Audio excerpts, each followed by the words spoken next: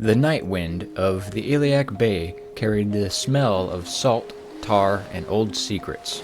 In the port city of Daggerfall, lanterns flickered against the rain-slicked stone while ships creaked restlessly in the harbor. Sailors whispered of ghosts. Nobles plotted behind velvet curtains, and somewhere in the darkness, a single traveler stepped off a battered vessel with a letter that could shake kingdoms. His name hardly mattered. In the Iliac Bay, names were like coins, spent quickly and forgotten just as fast. But the Emperor Uriel Septim VII had chosen this traveler personally. That meant the task ahead was dangerous. The traveler tightened his cloak as he stepped through the gates of Daggerfall. The guards barely glanced at him. Adventurers arrived here every day. Mercenaries, treasure hunters, wandering knights, thieves with ambitions larger than their pockets. The traveler carried two secrets for the Emperor.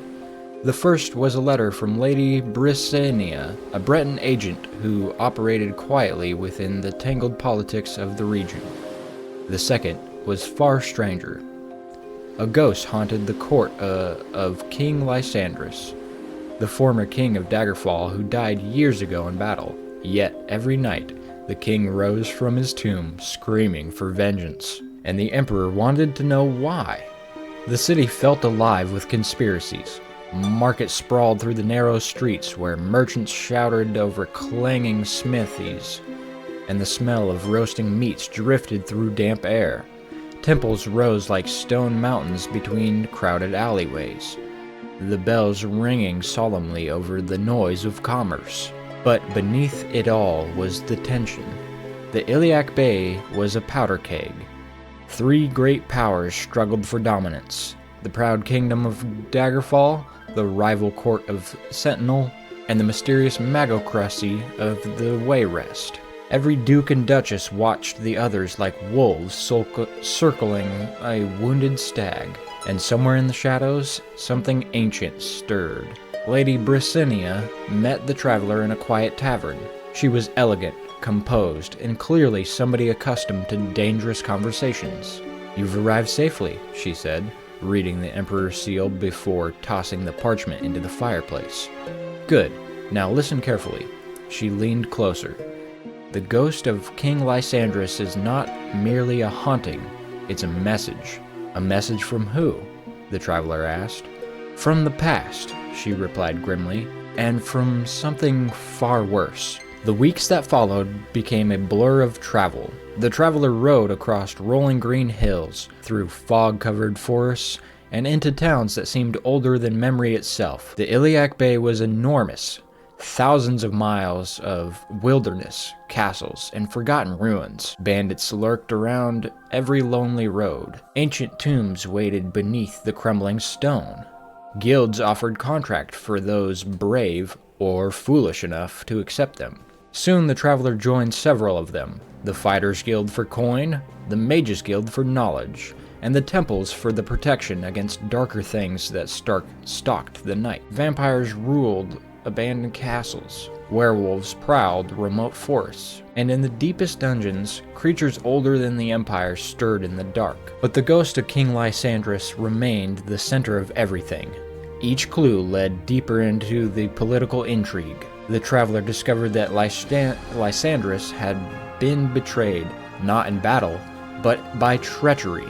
His death had been a part of a far greater conspiracy involving powerful nobles and an ancient artifact of unimaginable power, a device built by the legendary Dwemer, the Numidium. Even the name felt dangerous. The Numidium was no ordinary relic.